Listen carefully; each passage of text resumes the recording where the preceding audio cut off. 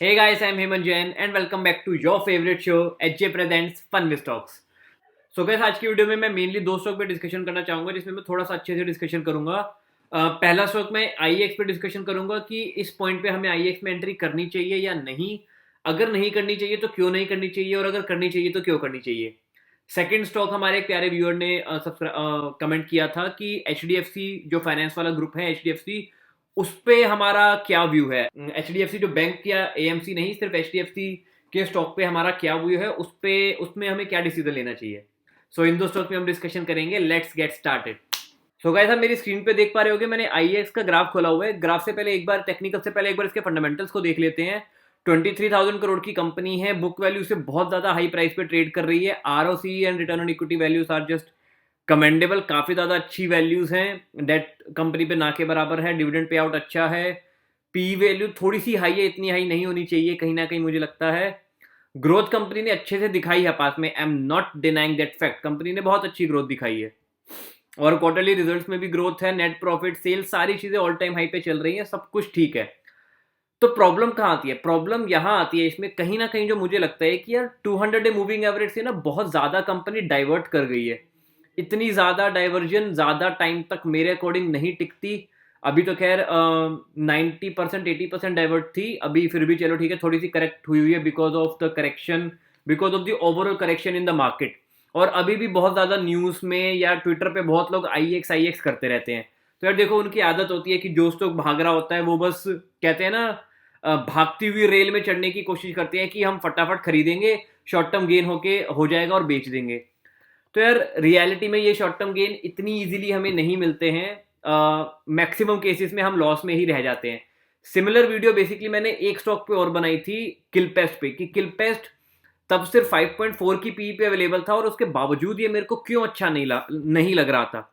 मैंने 1 अगस्त को ये वीडियो बनाई थी, आप ये वीडियो जाके डेफिनेटली चेकआउट करना, जिसका टाइटल ये है, is Kilpest India Limited really a good opportunity, watch it to find out. तो अपॉर्चुनिटी अच्छी नहीं थी ऑब्वियसली। तो तब प्राइस था 647 एंड मैंने इसके अगेंस्ट बोला था कि क्यों मैं किलपेस में इन्वेस्ट नहीं करूंगा।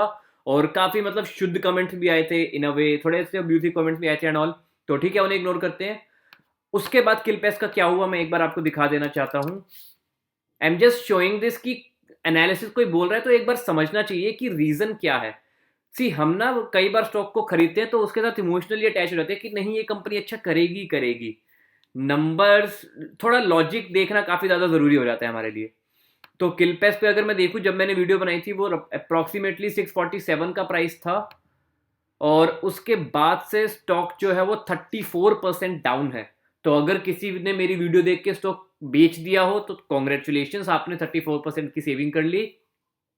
और अगर किसी ने नहीं खरीदा मेरी वीडियो देख के, जो इतने समझदार थे, उन्हें भी सल्यूट कि तुमने काफी अच्छा डिसीजन लिया खुद के बेसिस पे, मैंने कुछ नहीं बोला, डिसीजन आप खुद ले रहे हो।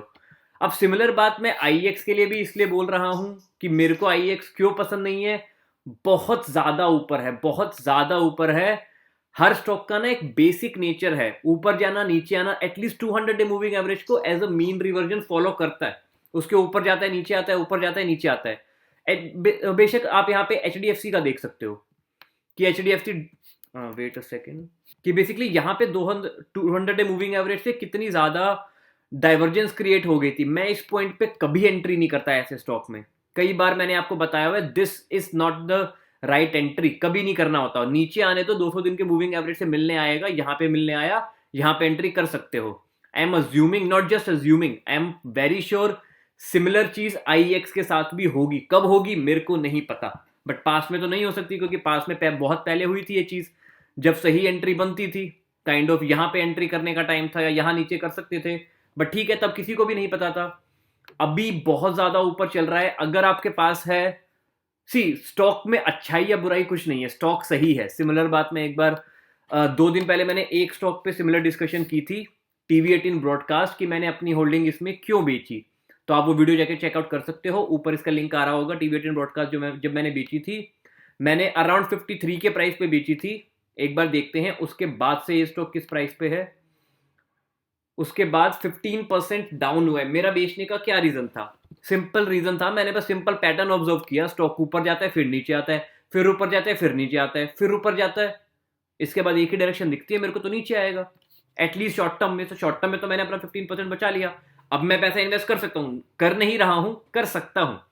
तो ऐसे पैटर्न्स ऑब्जर्व करने होते हैं। और आईएक्स में बहुत थोड़े से बड़े टाइम फ्रेम पे मुझे ऐसा ही लग रहा है कि ये 200 दिन के मूविंग एवरेज से मिलने आएगा। कब आएगा आई डोंट नो, महीने भी लग सकते हैं, साल भी लग सकते हैं। मुझे नहीं लगता कि 1 साल या 2 साल बाद भी आईएक्स 300 से ऊपर पे ट्रेड कर रहा होगा, honestly speaking I don't think so. Plus यार 86 की पी रेशियो थोड़ी सी ज़्यादा है, थोड़ी सी ज़्यादा है। बिजनेस इनका अच्छा है, बिजनेस में मैं कुछ भी डिनाई नहीं कर रहा हूँ कि कंपनी ग्रो नहीं कर रही है, सारी चीज़ें सही हैं, लेकिन ओवर वैल्यूड तो ओवर वैल्यूड है ना यार। एंड रिटेल इन्वेस्टर्स कहीं ना कहीं यही गलती करते हैं कि वो स्टॉक्स तो अच्छे खरीदते हैं। जितना मैंने ऑब्जर्व किया, रिटेल इन्वेस्टर्स जितने एटलीस्ट मेरे दोस्त हैं, वो स्टॉक सिलेक्शन में कभी गलती नहीं करते, लेकिन वो उन स्टॉक्स को ओवर इन्फ्लेटेड प्राइस पे खरीद लेते हैं, जो जिस मिस्टेक से हमें बचना है। ओवर इन्फ्लेटेड प्राइस पे या ओवर वैल्यूड स्टॉक्स को खरीदना बंद करो, ये हमें सीखना होगा। ये तो एक रीजन हो गया कि थोड़ा सा मुझे ओवर वैल्यूड लगता है। सेकंड रीजन इज, एक बार यहां पे आके देखते हैं, बेसिकली डीआईआईस ओवरऑल सारे डीआईएस स्टॉक को हौले हौले करके बेच रहे हैं। डीआईएस ने अपनी होल्डिंग 23% कर ली है, एफआईएस ने अपनी होल्डिंग इसमें थोड़ी सी बढ़ाई है, काफी बढ़ाई है, खैर ठीक है, एफआईएस की मर्जी। उसके बाद हमें दिख रहा है कि पब्लिक की होल्डिंग यहाँ पे 33% से बढ़ती हुई 34% हुई, 37% हुई, फिर 38% हुई। लेकिन लेकिन ध्यान से सुनो, टीवीएस श्रीराम ग्रोथ, इन्होंने अपनी होल्डिंग 10.2 से अचानक से नहीं दिख रही है, मैं अज्यूमिंग जीरो कर दी होगी, आपस में किसी को सेल कर दिया होगा डीआईएस में ही। डालमिया पावर लिमिटेड 10.2% हुआ करता था, अभी 3.71% है, इन्होंने भी डिसइन्वेस्टमेंट किया है स्टॉक से। डीपीएलवी वेंचर्स, डीआईएस ऑलमोस्ट सारे ही बेच रहे हैं, 7.68% से 6.7% पे आ गए हैं। रूरल इलेक्ट्रिफिकेशन कॉर्पोरेशन लिमिटेड, इनकी होल्डिंग भी मेरे को दिखाई नहीं दे रही है। डालमिया सीमेंट, इनकी चलो है। और अदर्स में भी देखा जाए तो होल्डिंग इनकी थोड़ी सी कम ही हुई है, और ये सारा पैसा जा किसके पास रहा है? अगर ओवरऑल पब्लिक की होल्डिंग बढ़ रही है, लेकिन पब्लिक के अंदर कैटेगराइजेशन में जो भी फंड्स एंड ऑल हैं, उनकी होल्डिंग कम हो रही है, तो ये पैसा किसके पास जा रहा है? ये आप जैसे और मुझ जैसे रिटेलर्स के गले चेपा जा रहा है। थोड़े से स्मार्ट बन जाओ, थोड़े से समझदार बन जाओ, and try to observe these patterns. मैंने तो ये पैटर्न ऑब्जर्व कर लिया है, आपका पैसा है, आपको डिसीजन करना है। मैं इस स्टॉक को बाय नहीं करने वाला हूं, एटलीस्ट इस प्राइस पे तो नहीं। कंपनी अच्छी है, लेकिन जब मेरे को सस्ते में मिलेगी मैं तब खरीदूंगा। अगर मेरे पोर्टफोलियो में होता तो मैं इस स्टॉक को बेच देता, आईएक्स को, क्योंकि मेरे पोर्टफोलियो में नहीं है तो मैं ऑब्वियसली बेचूंगा भी नहीं, बेच ही नहीं सकता, लेकिन मैं इस प्राइस पे खरीदूंगा नहीं इसे। नाउ सेकंड स्टॉक पे जिस पे मैं डिस्कशन करना चाहूंगा, मेरे एक फ्रेंड मितांशु ने कमेंट किया था कि एचडीएफसी पे क्या व्यू है, तो एचडीएफसी को भी देख लेते हैं यार। एचडीएफसी काफी अच्छी वैल्यूएशन पे दिख रहा है, ये 200 दिन के मूविंग एवरेज पे आता है, फिर भाग जाता है, फिर से आया हुआ है, फिर से भाग जाएगा। टेक्निकली तो जो बहुत एक बेसिक चीज ऑब्जर्व कर पाते हैं, ऊपर गया, फिर 200 दिन के मूविंग एवरेज पे आया, फिर से भाग जाएगा। टेक्निकली बहुत बेसिक, बहुत दूर से ये चीजें दिखाई देती हैं। एक बार इसके फंडामेंटल को स्टडी कर लेते हैं। बाकी यार बहुत बड़े एचडीएफसी ग्रुप को बिलोंग करता है, तो कोई कोई कोई प्रॉब्लम नहीं है मुझे।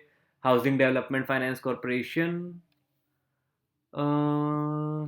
एक बार नीचे जाके मैं सबसे पहले इसकी होल्डिंग का पैटर्न देखना चाहूंगा। ठीक है, बिग प्लेयर्स के पास अच्छी खासी होल्डिंग है, उन्होंने कुछ खास डिसइन्वेस्टमेंट नहीं की है।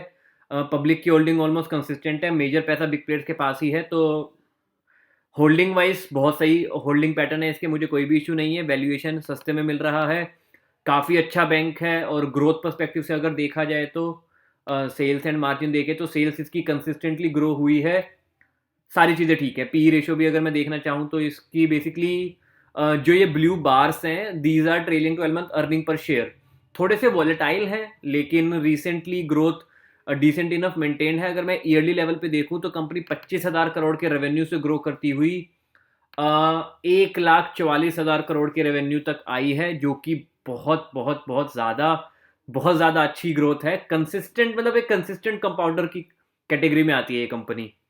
तो यार फंडामेंटल सही है। Net profit all time high पे नहीं है, दैट इज एब्सोल्युटली फाइन। अगर सेल्स लगातार बढ़ रही है तो नेट प्रॉफिट भी ऑल टाइम हाई पे आ जाएगा, इसमें कोई घबराने वाली बात नहीं है। या एचडीएफसी को एक्वायर किया जा सकता है। इफ़ यू आस्क मी क्या ये मेरे पोर्टफोलियो में है हाउसिंग डेवलपमेंट फाइनेंस कॉर्पोरेशन, सो नहीं, मेरे पोर्टफोलियो में एचडीएफसी नहीं है। HDFC bank, HDFC life, HDFC AMC, ये सारे स्टॉक हैं, एचडीएफसी नहीं है। बट अगर आपको खरीदना है तो कोई भी बुराई नहीं है, अच्छा स्टॉक है, शॉर्ट टर्म में मिनिमम इतना गेन बड़े आराम से दे सकता है ये 14% का। और अगर मैं एक टेक्निकल चार्ट पैटर्न के अकॉर्डिंग देखना चाहूँ तो इसमें एक कप विद हैंडल पैटर्न बना था बहुत प्यारा सा। ये है बेसिकली कप, ये है उसका हैंडल। और यूजुअली जो इसके टेक्निकल जो टारगेट्स निकल के आते हैं, जितनी जो ये मैक्सिमम डेप्थ होती है, ये इस बेसिकली बेस से उतना ही और ऊपर जाता है। तो शॉर्ट टर्म टारगेट तो यार 2-3 महीने में 14% का गेन बड़े आराम से आ जाना चाहिए। बट अगर आप 1 साल तक वेट करने में इंटरेस्टेड हो तो ये 26% का गेन मेरे अकॉर्डिंग कहीं नहीं गया। तो इसमें पोजीशन बनाई जा सकती है। Again disclaimer, this is not a recommendation of buy और sell from my side. This is just an educational video कि मैं इन स्टॉक्स को किस तरीके से एनालाइज करता हूँ और किस तरीके से स्टडी करता हूँ और किस तरीके से पोजीशन बनाता हूँ। ये स्टॉक अच्छा स्टॉक सस्ते में मिल रहा है तो मैं खरीद रहा हूँ। IEX again I am saying अच्छा है पर सस्ता नहीं है। तो हमें सस्ता अंडर वैल्यूड या फेयरली वैल्यूड स्टॉक्स देखने हैं। ओवर इन्फ्लेटेड या ओवर वैल्यूड स्टॉक्स में पोजीशन बना के आप लॉन्ग टर्म वेल्थ क्रिएट उतनी इजीली नहीं कर पाओगे। तो आई होप आपको ये वीडियो अच्छी लगी तो लाइक जरूर करना और कमेंट पे आप thank you for this video लिखोगे तो मेरे को बहुत अच्छा लगेगा। और अगर अभी तक आपने चैनल को सब्सक्राइब नहीं किया है तो कर दो, वरना आपकी कोई बहुत इंपॉर्टेंट वीडियो मिस हो जाएगी। एंड अगर कोई और क्वेश्चन है तो do let me know in the comment section and I will see you very soon in my next video.